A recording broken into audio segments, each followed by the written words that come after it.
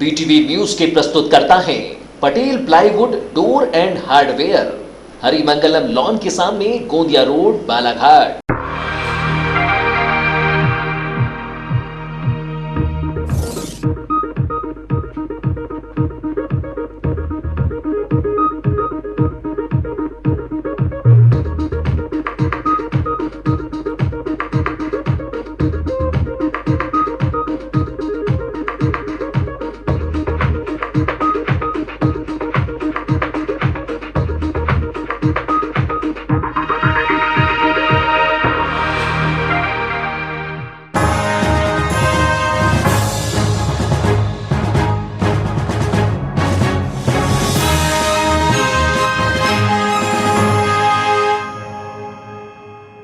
नमस्कार, BTV news के इस बुलेटिन में आपका स्वागत है। सबसे पहले आइए एक नजर डालते हैं आज की कुछ खास खबरों पर।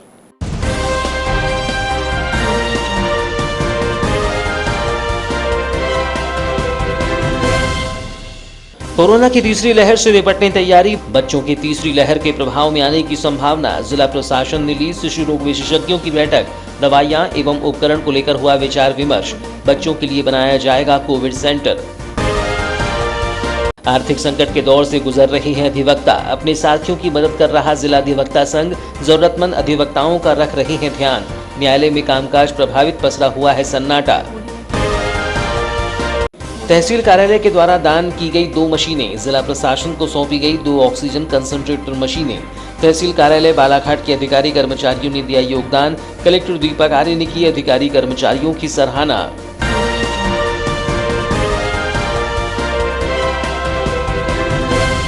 और अब समाचार विस्तार से। समाचार के इस बुलेटिन के साथ मैं हूं महेंद्र अमूले। कोरोना संक्रमण की दूसरी लहर में बनी भयावह स्थिति और स्वास्थ्य संसाधनों की कमी के हालात न बनने पाए, इसलिए अब तीसरी लहर से बचने के लिए जिला प्रशासन ने तैयारियां प्रारंभ कर दी हैं, जिसे लेकर सोमवार को कलेक्ट्रेट सभागार में जिले के शिशु रोग विशेषज्ञ चिकित्सकों की बैठक आयोजित कर उनसे सुझाव सुने गए और उन पर विस्तार से चर्चा की गई। बैठक में तय किया गया कि तीसरी लहर में बच्चों को संक्रमण से बचाने जरूरी प्रबंध पहले से ही कर लिए जाएंगे। शिशु रोग विशेषज्ञों के साथ हुई इस बैठक में आयुष मंत्री रामकिशोर कावरे ने डॉक्टरों से कहा कि वे कोरोना की तीसरी लहर से बच्चों को बचाने के लिए जो भी उपाय किए जाने चाहिए उनके बारे में बताएं। ऐसी परिस्थिति में बच्चों के उपचार के लिए किन दवाओं और उपकरणों की जरूरत होगी उसके बारे में भी बताएं। हम सभी जरूरी दवाओं और उपकरणों का इंतजाम करेंगे, उसके लिए राशि की कोई कमी नहीं होने देंगे। मंत्री कावरे ने कहा कि जिला चिकित्सालय में बच्चों की आईसीयू की तैयारी की जा रही है, लेकिन प्राइवेट शिशु रोग विशेषज्ञ भी अपने अस्पतालों में ऐसी स्थिति के लिए बेड की पर्याप्त संख्या तैयार रखें। उन्होंने कहा कि ये आपदा और महामारी की स्थिति है और डॉक्टर्स के लिए मानवता की सेवा करने का एक अवसर भी है। बैठक में बताया गया कि शासन द्वारा कोविड प्रोटोकॉल के अनुसार जिला चिकित्सालय बालाघाट में बच्चों के लिए 10 बेड के पीडियाट्रिक्स आईसीयू की तैयारी करने को कहा गया है। जिला प्रशासन इसके अलावा बूढ़ी के कोविड अस्पताल और मुल्ला स्टेडियम के कराटे प्रशिक्षण केंद्र में बनाए गए कोविड अस्पताल को बच्चों के उपचार के लिए तैयार कर रहा है। जिला चिकित्सालय के बच्चों के सभी वार्ड में केंद्रीकृत ऑक्सीजन सप्लाई वाले बेड तैयार किए जा रहे हैं। बैठक में दिए गए सुझाव के अनुसार बच्चों के लिए उपयोग होने वाले सीपेप, पल्स ऑक्सीमीटर और अन्य जरूरी मशीनें क्रय और वारासिवनी एवं लांजी के सिविल अस्पताल में भी दवाओं और मशीनों का इंतजाम करने का निर्णय लिया गया है। राज्य मंत्री रामकिशोर कावरे की अध्यक्षता में हुई इस बैठक में विधायक गौरीशंकर बिसेन, पूर्व विधायक रमेश भट्टेरे, कलेक्टर दीपक आर्य, जिला पंचायत के मुख्य कार्यपालन अधिकारी आर उमा माहेश्वरी, सहायक कलेक्टर दलीप कुमार, मुख्य चिकित्सा एवं स्वास्थ्य अधिकारी doctor Manoj Pandey, civil surgeon doctor Ajay Jain, शिशु रोग विशेषज्ञ doctor Nilay Jain, doctor Ashutosh Bangre, doctor Nitendra Rawatkar, doctor R K Jain, doctor R K Pandya, doctor P K Parashar, doctor Siddharth Dubey, doctor Kedar Shastri और डॉक्टर प्रवीण ज्योतिषी उपस्थित थे। बैठक के उपरांत शिशु रोग विशेषज्ञ सिद्धार्थ दुबे ने बताया कि तीसरी लहर के लिए बच्चों के लगने वाली दवाइयों को लेकर बैठक में चर्चा हुई है। उन्होंने ये भी बताया कि वर्तमान में बच्चों में संक्रमण की दर कम है और रिकवरी भी जल्दी हो जाती है। उन्होंने कहा कि तीसरी लहर को लेकर चिंता इसलिए भी है क्योंकि हर आयु वर्ग के वैक्सीनेशन होने के बाद बच्चे ही बचे रहेंगे और यही वजह है कि उन्हें सुरक्षित रखने के लिए अभी से तैयारियां की जा रही हैं। देखिए, सबसे इम्पोर्टेंट सुझाव तो ये कि अगर तीसरी अगर आती है तो उसमें हम बच्चों के लिए क्या क्या सुविधाएँ कर पाएंगे, जैसे कि PICU की क्षमता बढ़ाना बालाघाट जिला चिकित्सालय में, और वहाँ जो खासतौर से बच्चों में इम्पॉर्टेंट मेडिसिन जो लगनी है वो उसकी उपलब्धता सुनिश्चित करना। अब ऑक्सीजन की कोई प्रॉब्लम तो रही नहीं जिस तरह से अभी चल रहा है, जिस तरह से अभी हमने देखा कि शुरू में परेशानी हुई पर बाद में अब सब ठीक हो गया। अब रही बात बच्चों में लगने वाली कुछ स्पेशल मेडिसिन जो रहती है उनके बारे में सब लिखवा दिया है और समय पर वो उपलब्ध भी रहेंगी, तो मुझे नहीं लगता कि तीसरी वेव से निपटने में कोई किसी को ज़्यादा प्रॉब्लम आएगी। अगर जिस तरह से तैयारियाँ चल रही हैं उस तरह से अगर इम्प्लीमेंट हो जाएगा तो बहुत अच्छा होगा। तीसरी वेव में बच्चों के लिए इसलिए बोला जा रहा है कि एक वही पॉपुलेशन बचेगी जो वैक्सीन से अछूती रहेगी। बच्चे जैसे हम 33% बच्चे मान लें तो 66% लोगों को या तो वैक्सीन लग चुकी है या उसमें से भी अधिकतम लोग संक्रमण से ग्रसित हो चुके हैं।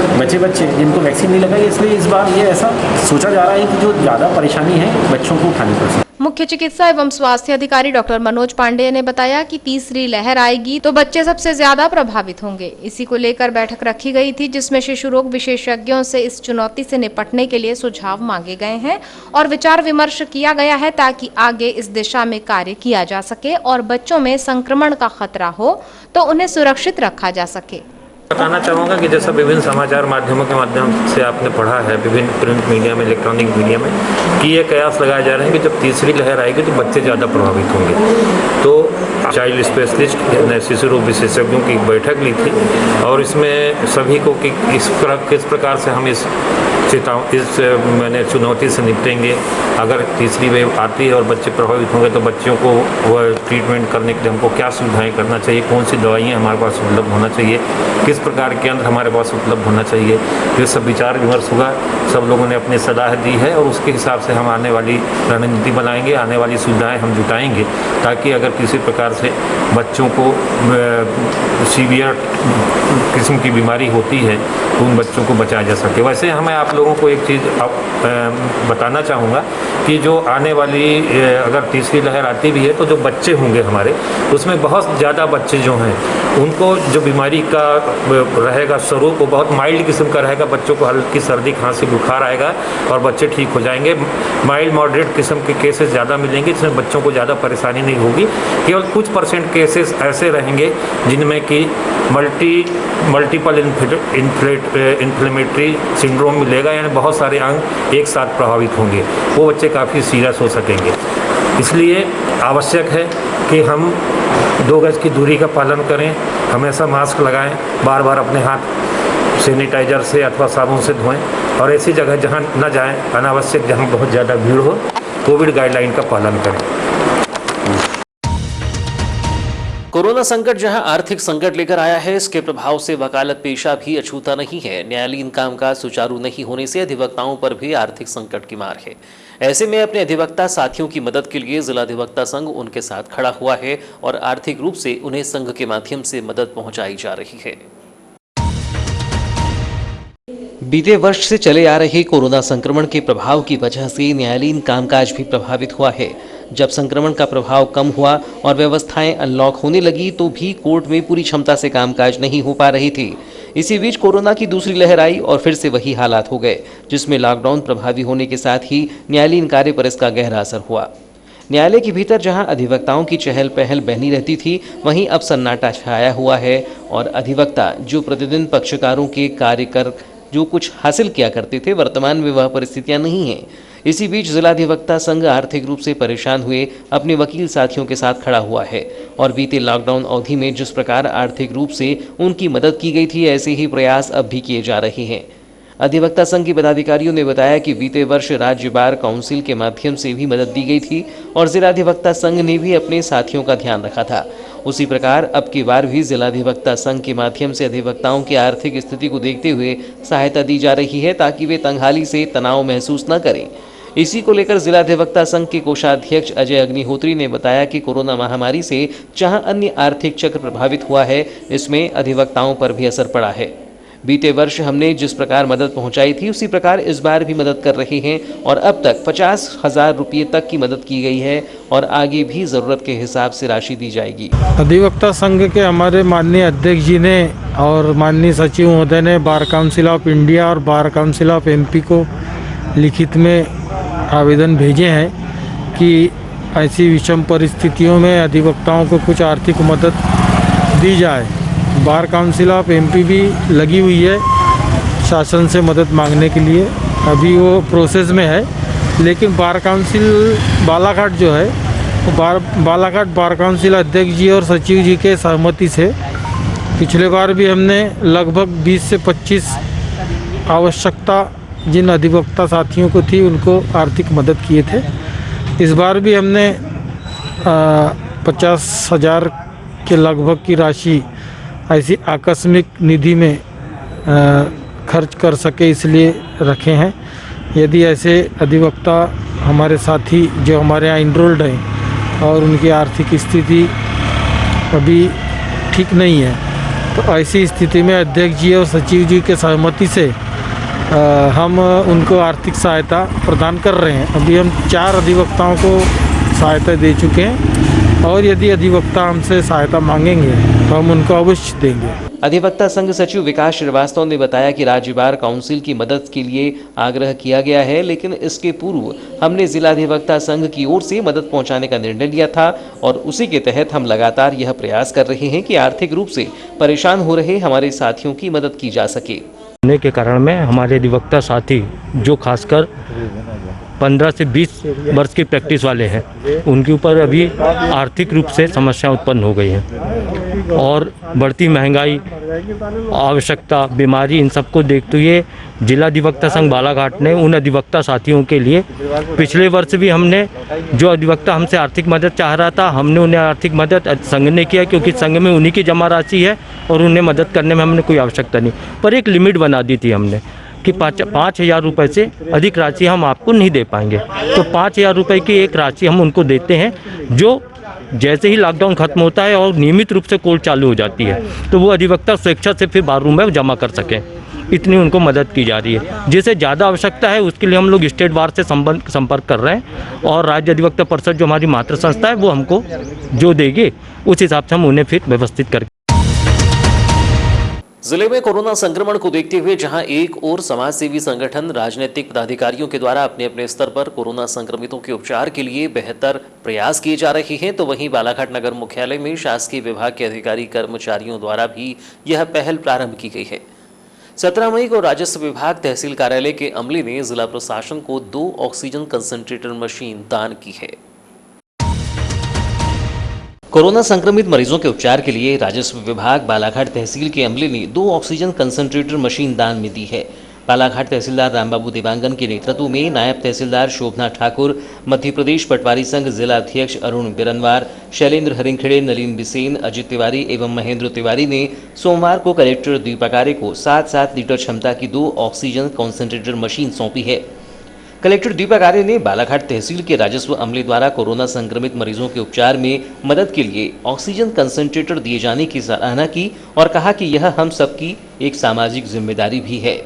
बालाघाट तहसील के राजस्व अमले के इस कार्य से अन्य लोगों को भी कोरोना संक्रमित मरीजों की मदद की प्रेरणा मिलेगी। अभी हमारे तहसील स्टाफ ने, पटवारी और सभी ने मिलकर के 2 बस्ते ऑक्सीजन कंसंट्रेटर दिए हैं, लेकिन इससे ज़्यादा महत्वपूर्ण जो हमारे लोगों ने जो मेहनत किया है पूरा लॉकडाउन का एनफोर्समेंट में, गांव में सर्वे में, वह अत्यंत आवश्यक और बहुत महत्वपूर्ण था और मैं बधाई देना चाहूँगा समस्त राजस्व स्टाफ को और उनके मुखिया तहसीलदार साहब को, नायब तहसीलदार साहब को कि वो जिस तरीके से अभी तक कार्य करते हैं कुछ दिन और इस तरीके से काम करना है और इस तरीके से कार्य करते हैं।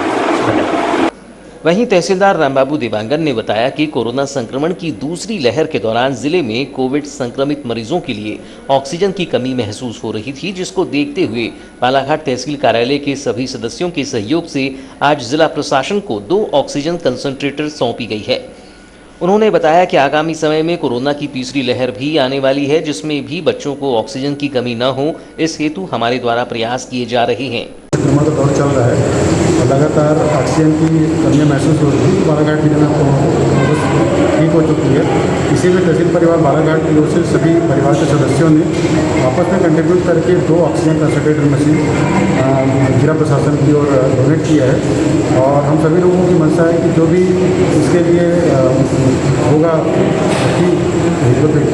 उसको जरूर ये ऑक्सीजन कंसंट्रेटर मशीन के माध्यम से उसको ऑक्सीजन प्रदान की जाए और हम सभी अन्य तहसील जो बालाघाट जिले के हैं उनके तहसीलदार और तहसील स्टाफ से अनुरोध करते हैं इसी तरह का प्रयास वो करें ताकि ऑक्सीजन कंसंट्रेटर मशीन या ऑक्सीजन की कमी कहीं पर भी होने ना पाए। आने वाले समय में तीसरी वेव की आशंका व्यक्त की गई है कोरोना की, उस समय बच्चों को खासकर इसकी ज़रूरत पड़ने की संभावना है।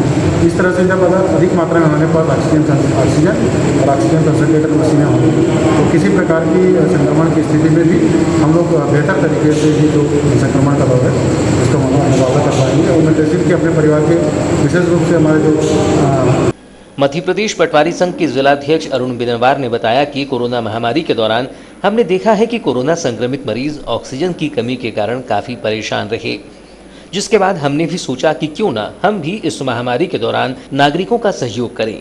इसी उद्देश्य से हमारे द्वारा ऑक्सीजन कंसंट्रेटर खरीदकर जिला प्रशासन को दान किया है। देखिए क्या है, अभी ये महामारी के कारण जो है हम रात दिन फील्ड में हैं। जब लोग जिला चिकित्सालय और अन्य स्थान पे ऑक्सीजन की कमी के कारण परेशान होते हैं और रात में हमको फोन लगाते 12-1 बजे तक हम लोगों ने उन लोगों का सहयोग किया। उस समय की हम लोग के मन में भावना है कि क्यों ना इन लोग हमारा अपना जो है रात दिन सेवा तो करता है, सहयोग करता है, लेकिन क्यों ना ऑक्सीजन कंसंट्रेटर मशीन दे दी जाए तो कम से कम 2 आदमी की जान बच पाएगी। हमारा जो पटवारी संघ है, हमारा जो पटवारी है, राजस्व विभाग है, वो रात दिन से सेवा का ही काम करता है और सेवा में जुटा हुआ है।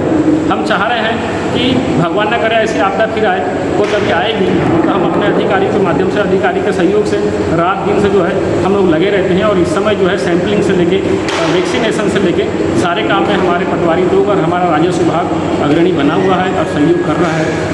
वो समय आने पे जो है हम लोग जैसी भी स्थिति में हमारे अधिकारी बोलेंगे, जैसे भी सहयोग की हमारी आवश्यकता पड़ेगी, हम लोग तत्पर रहेंगे। ऑक्सीजन कंसंट्रेटर मशीन प्रदान करने में बालाघाट तहसील के पटवारी विजय पटले, जसप्रीत कौर भट्टी, हितेंद्र मस्कोले, विजय बिसेन, दीपक धुवारे, राकेश बघेल, रश्मि सांडिया, हितेंद्र मरावी, योगेश मेश्राम, किशोर पटले एवं श्वेता नायक का सराहनीय योगदान रहा है।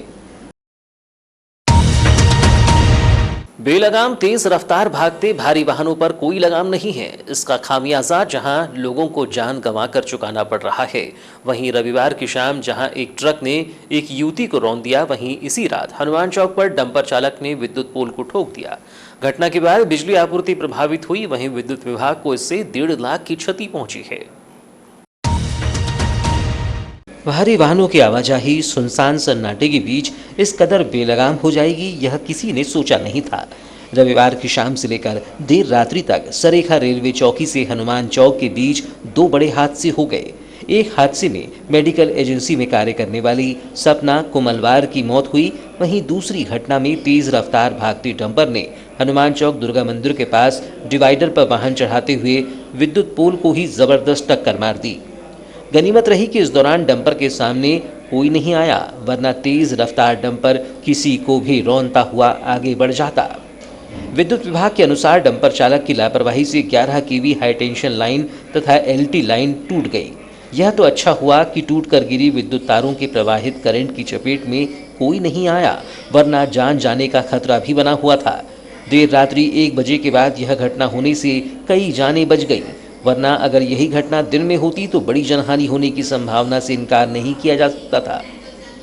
विद्युत विभाग ने बताया कि इस घटना से विभाग को 1.5 लाख से अधिक की क्षति पहुंची है, जबकि विद्युत व्यवस्था प्रभावित होने से लगभग 1200 उपभोक्ताओं को बिजली गुल होने से परेशानी का सामना करना पड़ा। बताया गया कि डंपर चालक बरघाट से गिट्टी लेकर सरेखा की ओर जा रहा था, तभी उसने हनुमान चौक दुर्गा मंदिर के पास डिवाइडर पर लगे विद्युत पोल को टक्कर मार दी। विद्युत विभाग के कर्मचारी दिन भर कार्य में जुटे रहे, जबकि विभाग ने तत्काल कोतवाली में डंपर चालक के खिलाफ शिकायत भी दर्ज कराई है। देखा जाए तो एक ही रात में 2 हादसे होने के बाद लोगों में चर्चाएं रही कि आखिर भारी वाहन चालकों को यह क्या हो गया है। कभी भी दुर्घटनाएं हो रही हैं, जबकि लॉकडाउन की वजह से सड़कों पर आवाजाही न होने से भारी वाहन चालक बेपरवाही से वाहन दौड़ा रहे हैं, जिस पर लगाम लगाने की जरूरत है, वरना फिर किसी एक दुर्घटना की आशंका बनी हुई है। कोरोना की दूसरी लहर के दौरान कोरोना संक्रमितों की एकाएक बढ़ती संख्या ने पूरे प्रदेश को हिलाकर रख दिया था। कोरोना संक्रमण से हो रही मौतों से न केवल आम आदमी भयभीत था, बल्कि प्रशासन भी चिंतित था।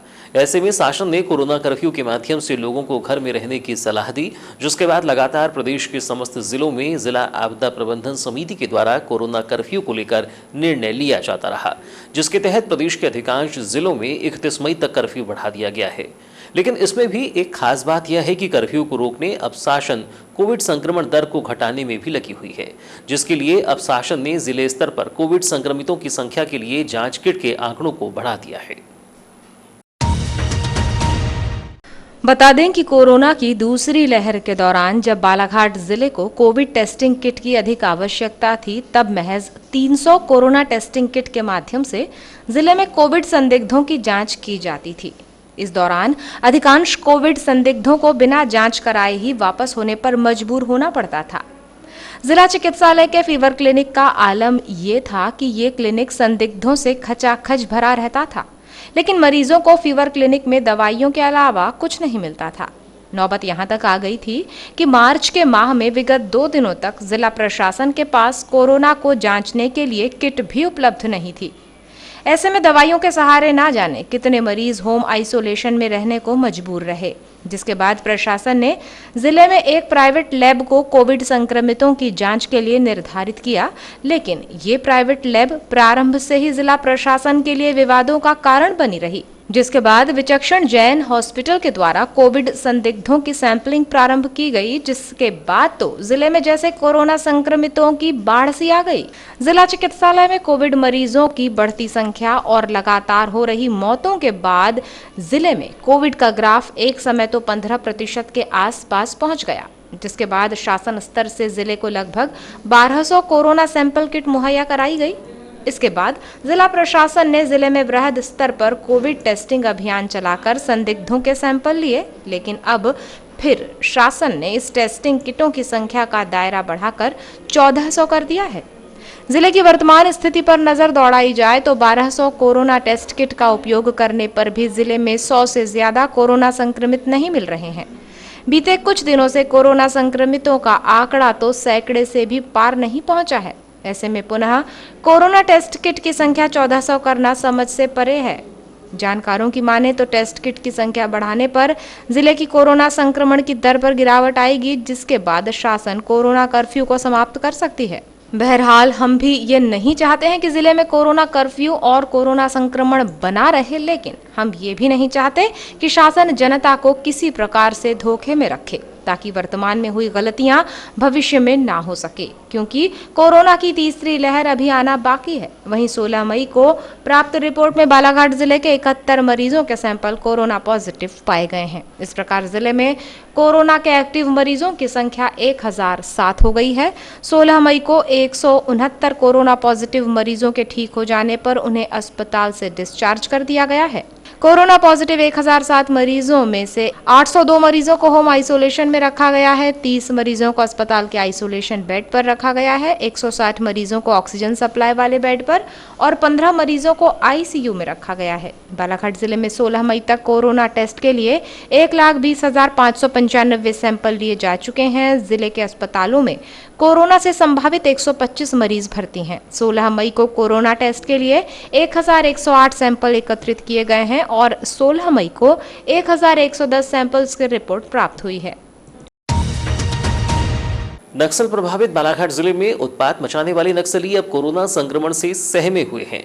जंगलों से लगातार यही खबरें आ रही है कि नक्सलियों की गतिविधियां नहीं हो रही हैं और वे कोरोना की चपेट में आकर या तो मर रहे हैं या अपने ठिकानों को छोड़कर भागने पर विवश हैं।